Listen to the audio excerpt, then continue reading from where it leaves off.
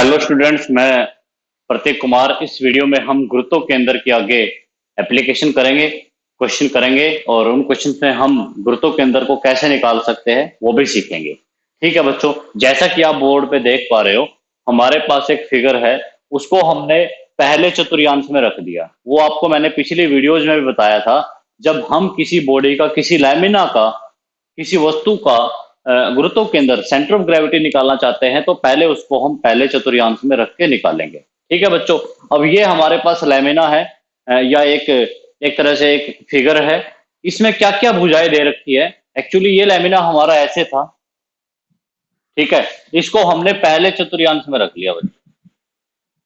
अब इसमें क्या क्या डायमेंशन दे रखी है इसकी, जो मतलब ये ऐसा लैमिना था, मैं एक बार इसको बता देता हूँ, नहीं तो आप कंफ्यूज हो जाओगे इसको देख के। ये हमारा लैमिना ऐसा है बच्चों, ये दो है, मतलब सारा अंदर से कितना है, ये 2 सेंटीमीटर है।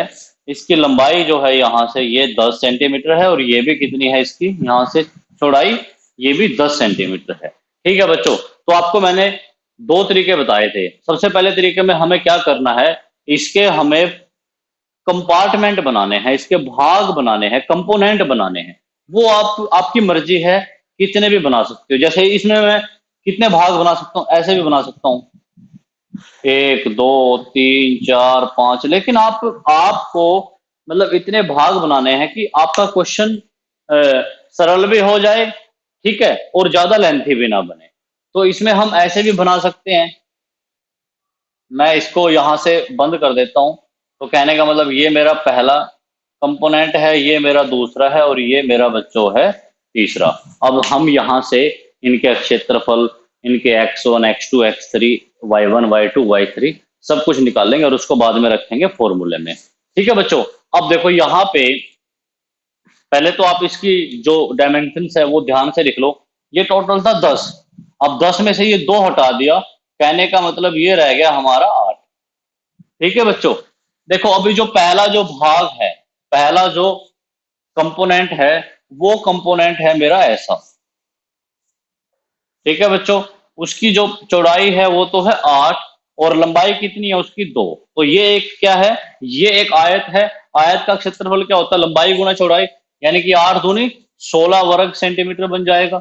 ऐसे मैं दूसरे का क्षेत्रफल निकाल लेता हूं। दूसरा मेरा कुछ ऐसे है।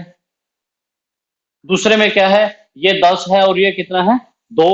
तो इसका क्षेत्रफल कितना आ जाएगा, 10 गुना 2 20 वर्ग सेंटीमीटर। ऐसे ही बच्चों तीसरा मेरा सेम यही है, मतलब पहला और तीसरा मेरा दोनों सेम है, तो 16 वर्ग सेंटीमीटर। ठीक है बच्चों, अब हम निकालेंगे यहाँ पे x1 x2 x3, फिर निकालेंगे y1 y2 y3, क्योंकि फॉर्मूले के अनुसार ये हमारी जरूरतें हैं गुरुत्व केंद्र निकालने के लिए। ठीक है बच्चों, अब बात करते हैं x1। x आपको पता है कि ये x अक्ष होता है और ये होता है y अक्ष। ये y होता है और ये क्या होता है हमारा x अक्ष।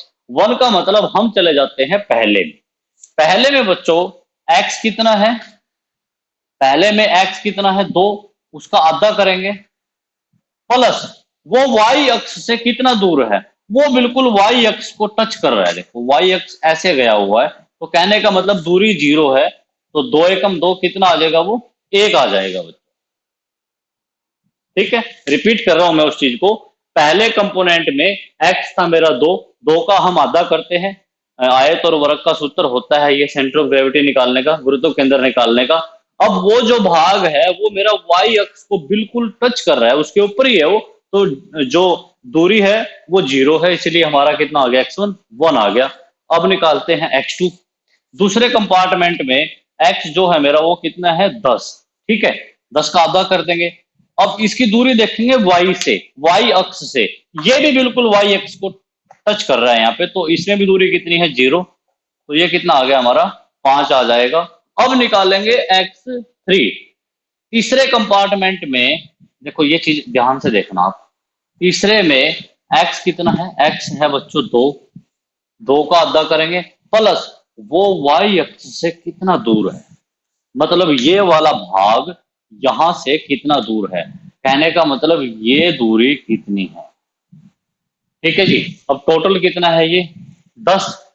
दो हम छोड़ देंगे तो ये दूरी कितनी रह जाएगी, 8 रह जाएगी। जैसा कि मैं आपको पहले भी बता चुका हूं, x1 x2 x3 की वैल्यू में हम दूरी देखते हैं y अक्ष से, ऐसे ही y1 y2 y3 की वैल्यू निकालते समय हम दूरी देखते हैं x अक्ष से। ठीक है बच्चों, तो ये आ जाएगा 2 एकम 2, 8 और 1 9 आ जाएगा। तो इस प्रकार हमने बच्चों यहाँ पे ये x1 x2 x3 निकाल दिए हैं। अब हम निकालेंगे y1 y2 y3। ठीक है, देखो y1 y2 y3। अब y1 1 का मतलब पहले में जो हमने नाम दिए हैं कंपोनेंट के, पहले में y कितना है 8, उसका आधा करेंगे। वो x अक्ष से कितना दूर है आपको बताया था पहले मैंने, x1 x2 x3 x4 जितने भी निकालोगे उन कंपोनेंट की दूरी देखोगे y अक्ष से, y1 y2 y3 y4 और जितने भी आप निकालोगे उनकी दूरी देखोगे x अक्ष से। तो अब देखो ये जो y1 है ये था मेरा 8, मतलब ये 8 की हाइट y एक्सिस जो थी यहाँ पे इसका आधा कर दिया, ये x अक्ष से कितना दूर है, बिल्कुल उसी के ऊपर है, तो दूरी कितनी है बच्चों 0। ठीक है, तो कितना आ गया ये 4 सेंटीमीटर। अब y2 निकालते हैं। अब सेकंड कंपोनेंट को देखो, अब सेकंड ये था मेरा, यहाँ पे हम y का आधा करेंगे ना, मतलब y का मतलब y एक्सिस, उसका आधा करेंगे प्लस ये देखो वो x अक्ष से कितना दूर है। अगर मैं इन दोनों सतम को यहाँ से हटा देता हूं तो आप खुद देखो ये x अक्ष से कितना दूर है, ये कंपोनेंट, ये भाग x एक्सिस से कितना दूर है, टोटल 10 है, दो ऊपर छोड़ दो तो ये रह जाएगा 8 सेंटीमीटर दूर। ठीक है बच्चों, तो 2 एकम 2, ये आ गया मेरा 9। y3 और y1 एक ही बात है क्योंकि वो दोनों के दोनों सेम पोर्शन है, तो वो भी मेरा कितना आ जाएगा 4 सेंटीमीटर आ जाएगा। ठीक है बच्चों, क्या चीज, जो थर्ड कंपोनेंट है, थर्ड में मेरी y कितनी है 8, 8 का आधा कर देंगे 4, x अक्ष के बिल्कुल ऊपर है वो, तो उसमें दूरी 0 है। तो इस प्रकार हमने यहाँ पे बच्चों पहले तो क्षेत्रफल निकाल ले, पहले तो हमने उसको पहले क्वाड्रेंट में रखा, पहले चतुर्थांश में रखा, उसके क्षेत्रफल निकाले, क्षेत्रफल निकालने के बाद जो है अलग अलग कंपोनेंट के हमने x1 x2 x3 कंपोनेंट, ऐसे ही y1 y2 y3 जो है कंपोनेंट हमने उसको सोल्व किया। अब हम डायरेक्ट फॉर्मूला लगाएंगे गुरुत्व केंद्र का, जो कि होता है x बार y बार। तो पहले मैं यहाँ पे x बार निकालना चाहूंगा। x बार का सूत्र होता है बच्चों a1 x1 a2 x2 plus a3 x3 और बटे में आ जाएंगे टोटल एरिया, मतलब कुल क्षेत्रफल। अगर यहाँ पे और भी कंपोनेंट होते तो आगे जुड़ता चला जाता a4 x4 a5 x5। ठीक है बच्चों, इसको सोल्व करते हैं।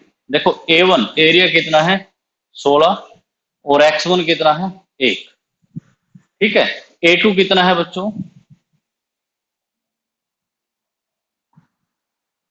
a2 कितना है, दूसरे का एरिया कितना है, दूसरे का एरिया है 20 वर्ग सेंटीमीटर, और इनटू में x2 कितना है, x2 है हमारा 5, प्लस तीसरे का एरिया 16 है, और x3 कितना है, x3 है हमारा 9, बटे में टोटल एरिया यानी कि 16 20 16, a1 a2 a3।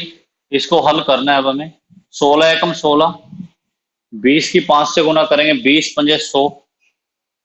ठीक है बच्चों, 16 की 9 से गुना करेंगे 16 नहीं में 144, बटे में 16 और 16 32, 32 और 20 कितना हो जाएगा 52।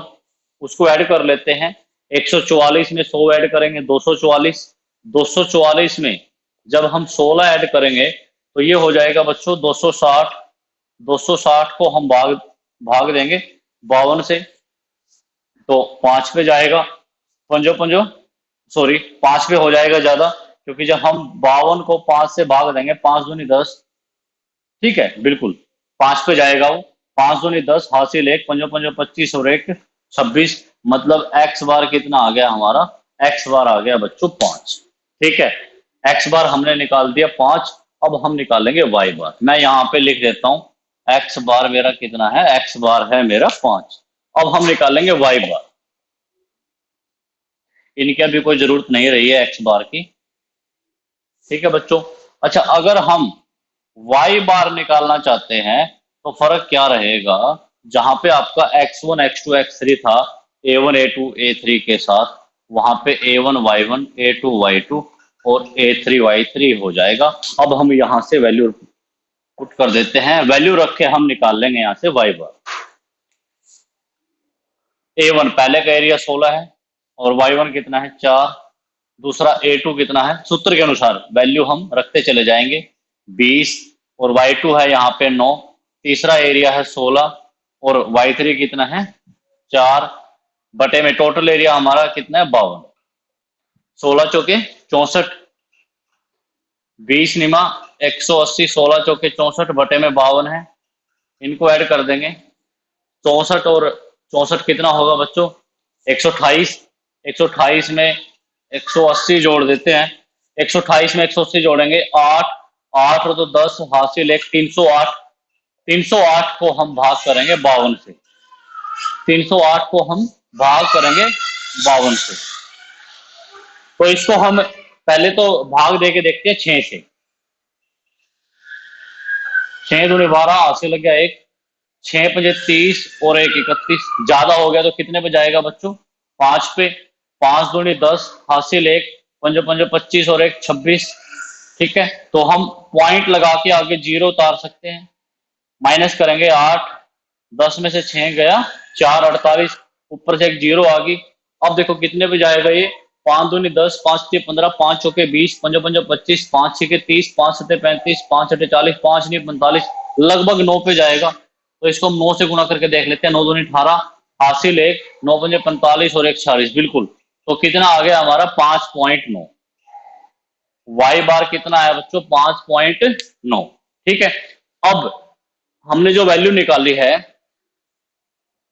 तो उस वैल्यू के अनुसार जो हमारा एक्स बार आया है, एक्स बार और वाई बार जो हमारा आया है, एक्स बार तो हमारा आया था बच्चों 5 और वाई बार कितना है 5.9। कहने का मतलब ये एक ऐसा बिंदु है, एक ऐसा पॉइंट है जहां पर इस पूरी बॉडी का भार संतुलित होगा और इस पॉइंट को हम कहेंगे सेंटर ऑफ ग्रेविटी, गुरुत्व केंद्र। वहां पे इसको हम दिखा भी सकते हैं, कैसे दिखाएंगे वो चित्र मैं दोबारा बना लेता हूं यहाँ पे बच्चों।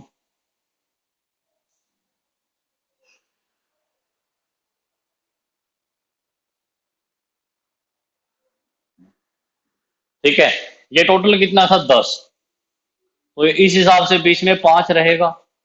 ये टोटल कितना था 10, यहाँ पे हमारा लगभग होगा 5.9, क्योंकि वाई बार की वैल्यू कितनी आई है 5.9।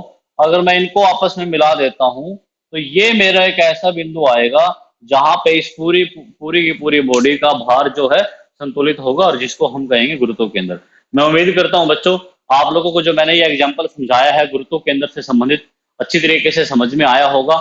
आप इससे पिछली वीडियो में जो मैंने एक आई सेक्शन का न्यूमेरिकल बताया था उसको भी देखना और इससे संबंधित ज्यादा से ज्यादा संख्यात्मक प्रश्नों की आप प्रैक्टिस करना, आपका ये टॉपिक बहुत अच्छा हो जाएगा। थैंक यू बच्चों सो मच।